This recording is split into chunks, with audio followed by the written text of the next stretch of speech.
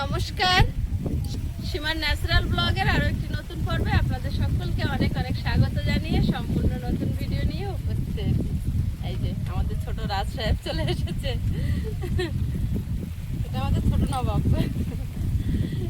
আর দেখতে থাকুন পর্বটা। আজ কিন্তু একটা ধামাকাদার পর্ব। ও বাড়ি থেকে আরো আমাদের দাদা দিদিরা আসছে, তো সবাই মিলে কত আনন্দ, খাওয়া দাওয়া, ঘোরা সবটাই আপনাদের সাথে শেয়ার করতে থাকুন, সাথে থাকুন। আচ্ছা ঠিক আছে, খেলা করো। যেতে হয় না, পড়তে যেতে হয়। সকালে সবাই খেতে বসে গেছে, আর বাপি গিয়েছিল বাজারে। বাড়িতে মুড়ি ভাত টাত ছিল, এবার সবাই মিলে বললাম একটু পরোটা খাবো, তো পেটাই পরোটা এনে দিয়েছে। খাবে না তো? হ্যাঁ, সবাই একসঙ্গে খাচ্ছে এবারে। কি ব্যাপার? খাবার আমাদের বসে পড়লো। হ্যাঁ হ্যাঁ, লজ্জা পেয়েছে। না না, খাও খাও, এমনি বলেছি। না আমি খাবো না, আমি খাবো না, ভাত খেয়েছি। তুমি খাও। এখন তো দিচ্ছে, এখন তো দিচ্ছে, বড় হলে মনে থাকলে ভালো। দেবে দেবে, কেন দেবে না? আচ্ছা দা, খেয়ে নাও, সবাই খেয়ে নাও। দাদারা ভাত দিচ্ছে, কাকারা বাবারা ভাত দিয়েছে, মাছ এগুলো দেবে না? ও মিত্রাস, ভালো পরোটা। তুমি কি খাচ্ছ? দই দিয়ে পান্তা ভাত। দই দই দই করে নিয়েছো পান্তা? টেস্ট করেছি, দই হয়ে গেছে। ঠিক আছে। সকালে এখন রান্না হয়নি, তো সকাল দিয়ে কারেন্ট ছিল না, সমস্যা ছিল, তা সকালে চা মুড়িও খেতে পারিনি ভালো হবে, ওই জন্য পেটে পরোটা আনতে হয়েছে। অনেকজন তো, আর রান্না করতে করতে অনেকটা বেলা হয়ে যাবে। সবাই সকালের টিফিন এখন কটা বাজে? 10টা বাজে টিফিন হচ্ছে। 10টা বাজে সত্যিকার। 10টা 15 টিফিন।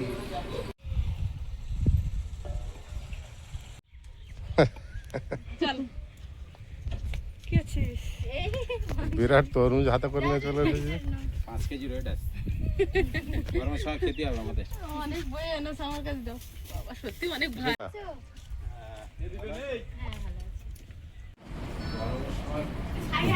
দুদিন 3 দিন গরম দিচ্ছে ভালো। ও জেঠু কাকুরা এসছে রোদের মধ্যে, তোমার চা করে একটু লস্যি বানিয়েছি, এখন দেবো সবাইকে।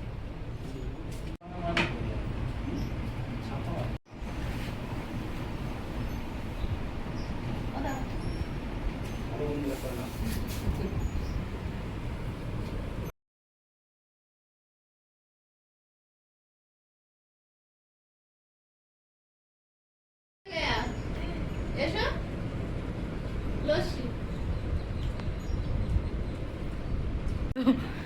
খুব সুন্দর হয়েছে, ভালো গোলটা। Thank you. এর আজকে আমি প্রদীপ বাবুর বাড়িতে এসেছি।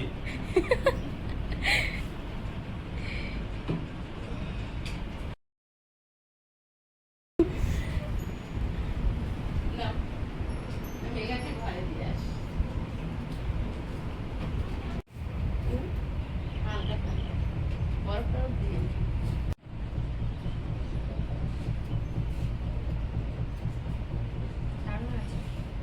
मैंने बनाया, मैंने। আমার জাগুলো সব রান্নাঘরে।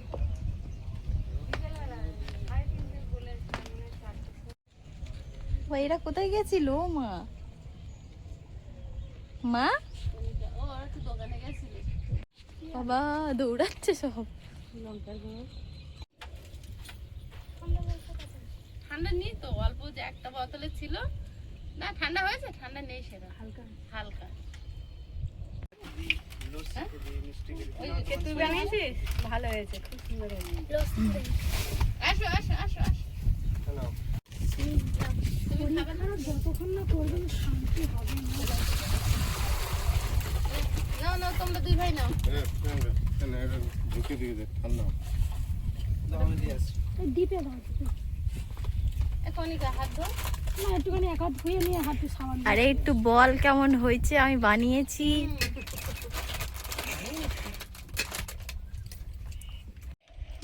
বাবা গরম হয়েছে, এক টানা মেরেছে।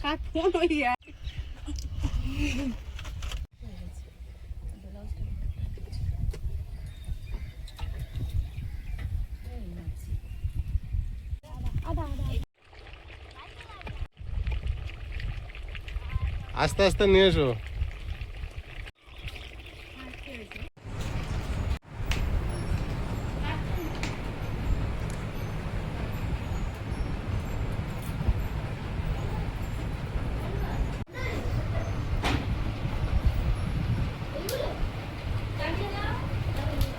আয়ুষ পিত্তিরাজ খাবে তো?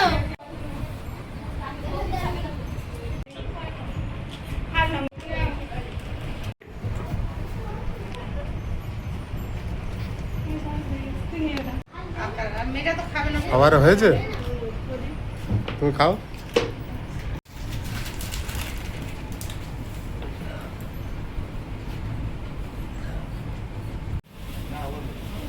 দুপুরবেলা খাওয়া দাওয়া শেষ হয়ে একটু রেস্ট নিচ্ছিলাম, আর এখন বিকাল হয়ে গেছে, তাই দাদা এই বড় তরমুজটা এনেছে 5 কিলো ওজনের, আর আয়ুষের বাবা 5 কিলো 750।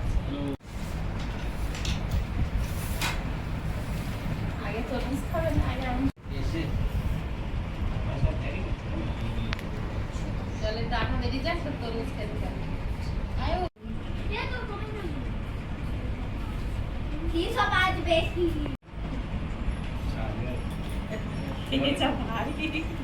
বড় তরমুজ হেভি হয়, ওর ভিতরে পুরো চিনির মতো। ওটা হলে বিরাট টেস্ট হয়। হ্যাঁ, বড়গুলো ওইটা তো পোক্ত হয়ে যায়, গেলে ওরকম। খারাপ হলে তোমার পিয়ালির দোষ। যাওয়ার সময় ধরবো তো যদি খারাপ হয় বলে পুরো লাল হবে, মিষ্টি হবে। হবে, ওটা গামলা আর সরিয়ে দাও। দিদি আস্তে আস্তে আস্তে ঠিক আছে রে এই লাভে লাভ হ্যাঁ হ্যাঁ, ভালো হয়েছে। বয়স্ক মহিলা সে জানে। আর একটা ফাল করো লম্বা, তারপর করবো না, লম্বা। হ্যাঁ, ভালো হয়।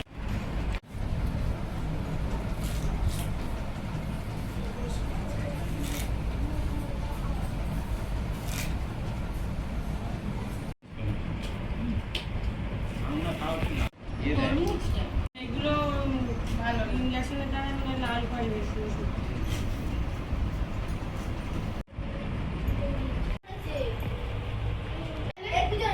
মেঘা এসো, এই দিবে না দিতে থাকো। না, এটা যেতে তো দিকে দে। এই গেছে, এইদিকে চেপে আয়। এদিকে আয়, এদিকে আয়। আমি তরমুজ খাবো আচ্ছা আসো, আসো। মিষ্টি আছে? হুম, ভালো মিষ্টি।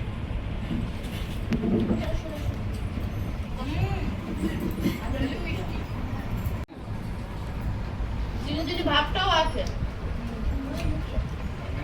বিরাট মিষ্টি। আয়ুষ, তুমি ভালো করে খাও। এসো, গাড়ি থেকে একটা কিনে নিয়ে রাখতে ভুলেছো। বাড়ি যাবো, হুম? বাড়ি যাবো। সে তো বাড়ি যাবো, থাকবো। তুমি খাও। হুম? আমারটা বেশি 280 বেশি থাকবো। টিভির জন্য চিনি চিনি ভাবটা হলে আমার খুব ভালো লাগে।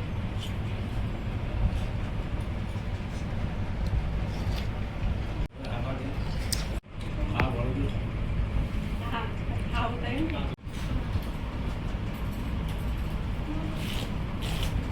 ভালো মিষ্টি খাও।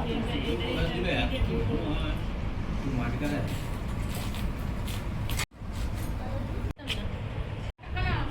এই ওতে দিয়ে এই হাওয়া আসছে। সিস্টেমটা কি? আম খাবে বাবু? পুরো আলাচ্ছ ভাই ও পিতরাজ, আম আম খাবে? আম কেটে দেবো? আম ম্যাঙ্গো একটা অল্প একা কত কি সুন্দর। ভালো। আজ খেয়ে কাল খাওয়া কি যেটা জানো? এটা এটা ওদিকে দাও, এরকম খাইলে খাওয়া ওদিকে দাও, কাকা দিকে দাও। এ দিবেন আম খা, না মেঘা তুমি নাও। আম নিয়ে নে। যাও মেঘা নাও। দেবে? আমাদের বসে করেছে। উনি গান তোমার দিকে দিয়েছে। খালি থাক। বড় হইলি না অনেক বড়। সবাই এসেছে, মা তো আসতে পারেনি, মা কদিন আগে ঘুরে গেছে, তাই বিরিয়ানি একটু প্যাকেট করে মার জন্য আর কি পাঠিয়ে দিচ্ছি।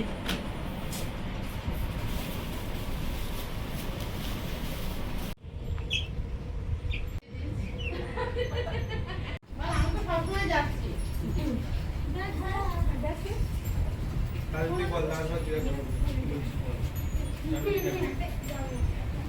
সবাই যখন আসে খুশিতে মনটা ভরে যায়, সবাই যখন চলে যায় বাড়িতে যেন একদম ফাঁকা হয়ে যায়।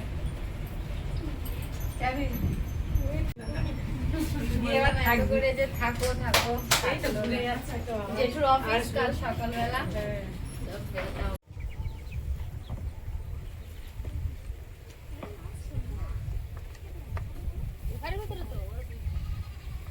কে আয়ুষ আর কৃষ্টিরা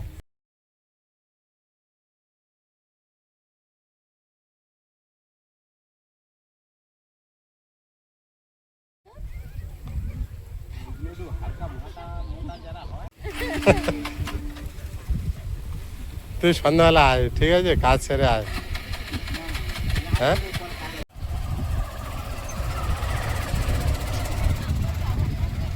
তুই একটু হেঁটে হেঁটে সামনের দিকে এগিয়ে গিয়ে ওঠ,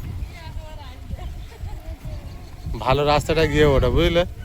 এই খারাপ রাস্তাটা আস্তে আস্তে হেঁটে যা, যা আবার আসবে তাহলে। বেশ সাবধানে যাও। আমাদের আয়ুষবাবু আর পৃথ্বীরাজ কই? খেলা করছে, থাক। পড়ে গেছে একা একা, জড়ি লেগে যাবে, দেখো টান পড়ছে।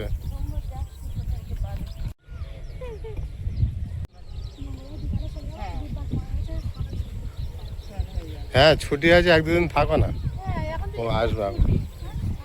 মেন ব্যাপার হলো স্কুল ছুটি থাকলে বাচ্চাদের টিউশনই থাকে তো, এখন টিউশনি কম্পিউটার বিভিন্ন, এখন কেউ আঁকা সব রকম থাকে তো, কোনো জায়গায় গেলে কিছু না কিছু তোমার সমস্যা হবে এখন। চাপ আছে।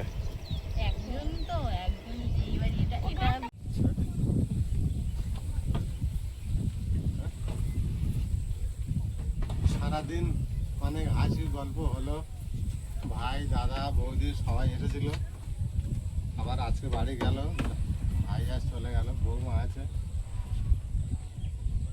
কালকে থেকে অনেক গল্প হচ্ছে, বাড়ির লোক একসঙ্গে পেয়ে সবাই একটা অনেকদিন পর আনন্দ হাসি। তো ওরা চলে গিয়েছে, আমি একটু জল আনতে যাবো এখন, রাতে বৃষ্টি এসে গেলে আর এই কাঁচা রাস্তা সমস্যা হয়ে যাবে, জলটা এখন সন্ধ্যে সন্ধ্যে এনে নেবো। দেখি যাই, ওই মাথায় যাও গেট।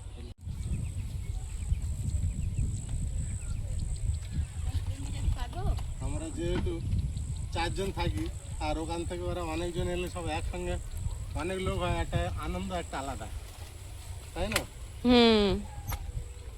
তাহলে তুলতে পারবে? আরে বাবা,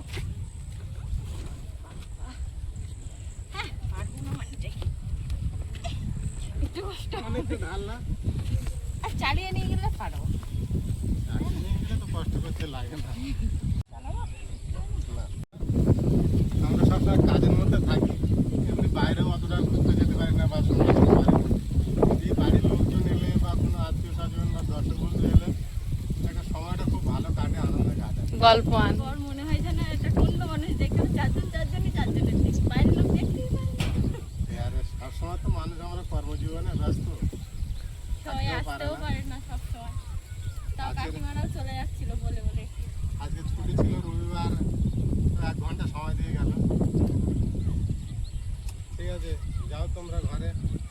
আর বিকালবেলার পরিবেশটা জাস্ট ওয়াও,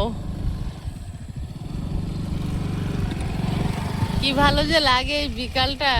আর সূর্যনারায়ণ কিন্তু আজকের মতো আমাদের কাছ থেকে বিদায় নেওয়ার জন্য প্রস্তুতি হচ্ছে, একদম শেষ মুহূর্তে গিয়ে দাঁড়িয়ে আছে, ওই গ্রামটার কাছে লুকিয়ে পড়বে। আর একটা রাতের অপেক্ষা, আবার কালকে সকালে নতুন সূর্য কপালে থাকলে দেখতে পাবো।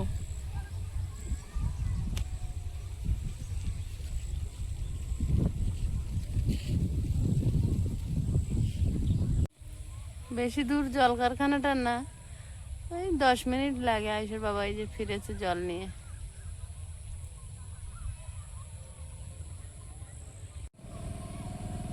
একবার বাড়ি ঢুকবে, একবার ঢুকবে বাড়ি ব্যারেল নিয়ে।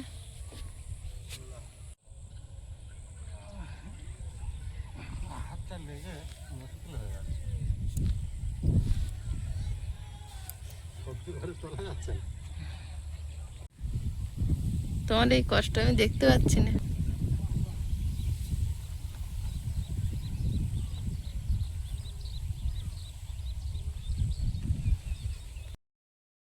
ওরা দুই ভাই আর ওর কাকি ওরা ঘরের ভিতরে আছে, আর আমরা তিনজনে একটু বাইরে এসছি। ওর বাবা জল আনতে গেছিল, ওই সূত্রে ধরে আর কি বেরিয়েছে। একেবারে হাঁস ছাগল সব তুলে নেব, আর রান্না তো একেবারে করা আছে। রাত্রে আর কোনো ঝামেলা নেই, এমনি থাকে না রান্না।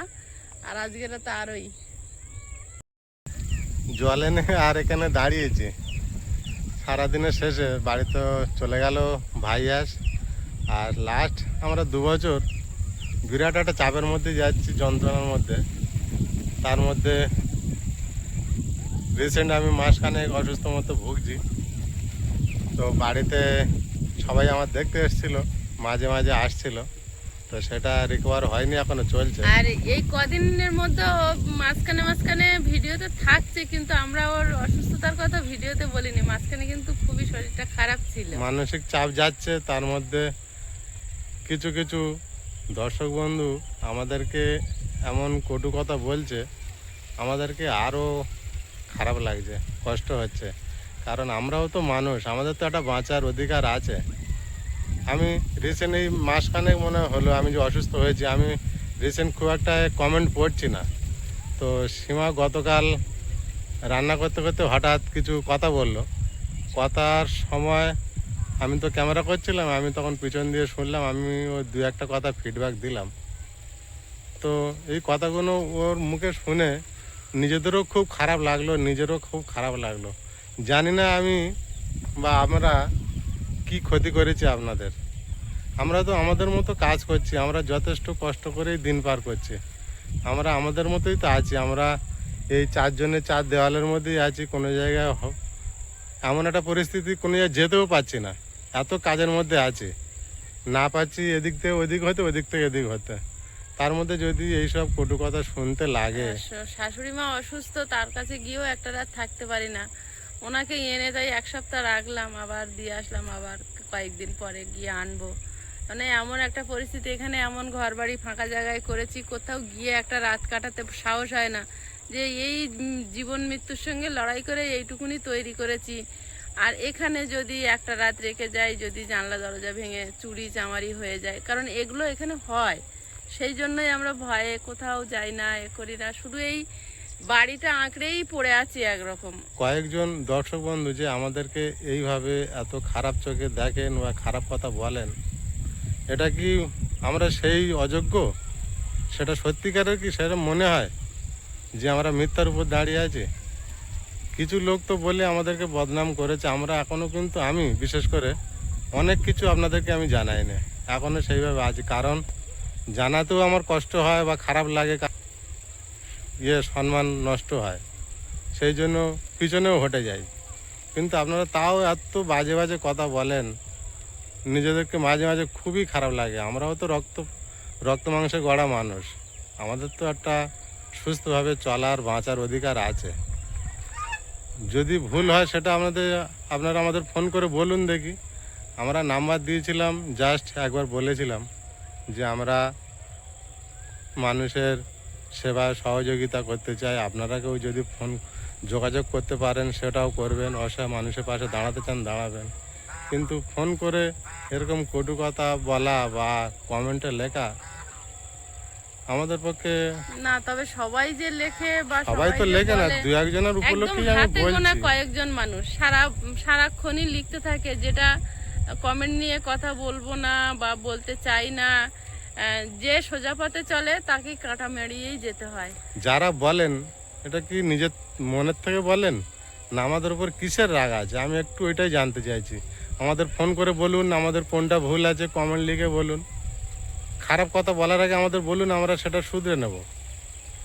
আপনারা আমাদের পাশে আছেন, আমরা সৌভাগ্য যে আমরা একটু একটু করে উপরের দিকে উঠতে পারছি, ভালোভাবে সুস্থভাবে চলা রাস্তা খুঁজে পাচ্ছি। কিন্তু খারাপ কোনটা হচ্ছে সেটা আমাদেরকে ফোন করে দরকার হয় বলুন, এইভাবে না কমেন্ট লিখে মানুষের কাছে খারাপ না করে।